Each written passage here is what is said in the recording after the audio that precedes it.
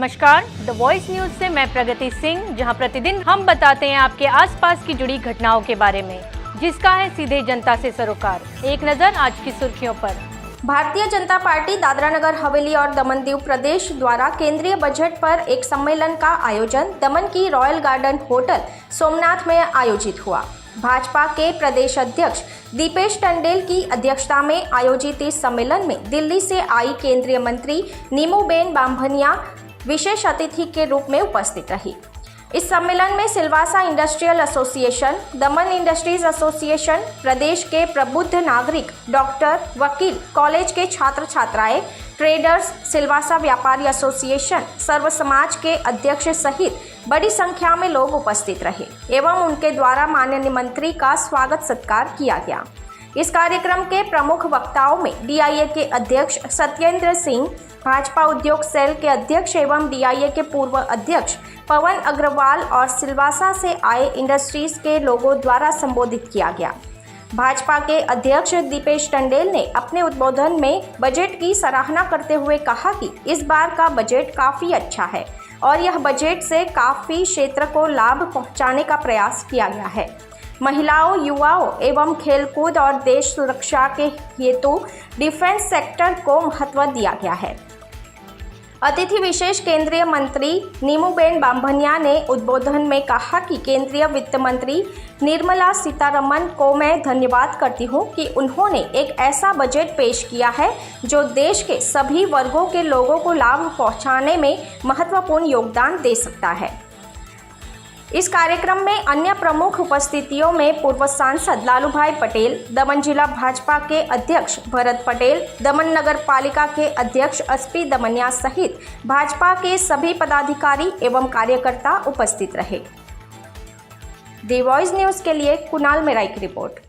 आजना पत्रकार परिषद में उपस्थित भारतीय जनता पार्टी सौ आगेवानो, पत्रकारों और मीडिया भाईओ, आज हूँ आप सौनी समक्ष विकसित भारत माटेना बजेट 2025-26 ना मुख्य बिंदुओनी बात करवा मागू छूं।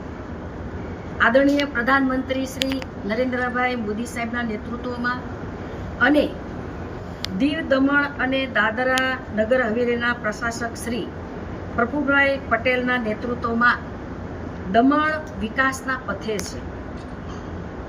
आ बजेट आदरणीय प्रधानमंत्री श्री नरेन्द्रभाई मोदी साहेबना विकसित भारतना संकल्पने गति आपशे। आ बजेट भारतना 141 करोड़ लोकोना सपनाओने पूर्ण करवा माटेनुं बजेट पण छे। आ बजेट भारतने मजबूत, सशक्त अने आत्मनिर्भर बनावा माटेनुं बजेट छे। आ बजेट भारतना उभरता मध्यम वर्गनी आकांक्षा ने पूरू करनारू बजेट है। माननीय प्रधानमंत्री श्री नरेन्द्रभाई मोदी साहेबना नेतृत्व हेठळ आ बजेट गरीबों, युवाओं, खेडूतों और महिलाओं सशक्तिकरण, सम्मान और विकास माटेनु आ बजेट है।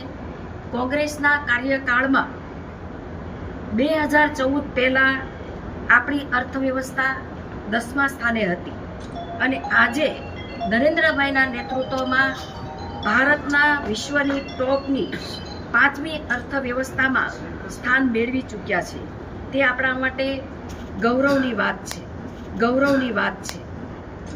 माननीय प्रधानमंत्री श्री नरेन्द्रभाई मोदी साहेबना नेतृत्व में सरकार त्रीजा कार्यकाल में 3 गणी गतिए काम करी रही है। आ बजेट विकसित भारतना लक्ष्य ने प्राप्त करवानी दिशा में महत्वनुं पगलुं छे।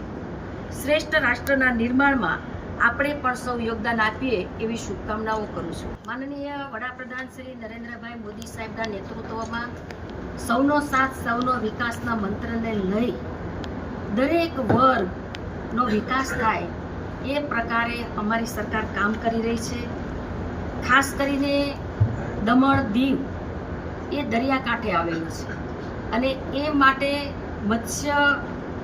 માછીમારો અને ડેરી ખેડૂતોને લોન સુવિધા મળી રહે તે માટે કિસાન ક્રેડિટ કાર્ડ દ્વારા 7.7 કરોડ ખેડૂતોને આ લાભ મળવાનો છે। કિસાન ક્રેડિટ કાર્ડની લોન મર્યાદા પણ 3 લાખ રૂપિયાથી વધારીને 5 લાખ રૂપિયા કરવામાં આવી છે. આ નિર્ણયથી દીવ, દમણ, દાદરા અને નગર હવેલીના ખેડૂત અને ખાસ કરીને માછીમારોને તેનો ફાયદો થશે. માનનીય વડાપ્રધાન શ્રી નરેન્દ્રભાઈના નેતૃત્વની અંદર આજે વિશ્વની 5મી અર્થવ્યવસ્થા બની છે અને આગામી દિવસોની અંદર ભારત વિકસિત ભારત બનવા તરફ જઈ રહ્યું છે. દરેક વર્ગને લઈને ખેડૂત, કિસાન, યુવા, મહિલાઓ એ આગળ વધે એ પ્રકારે અમારી સરકાર કામ કરી રહી છે અને વિકસિત ભારતની સંકલ્પના સાથે અમારી સરકાર આગળ વધી રહી છે. खबरों में बने रहने के लिए तो वॉइस न्यूज को सब्सक्राइब करें और बेल आइकन दबाएं.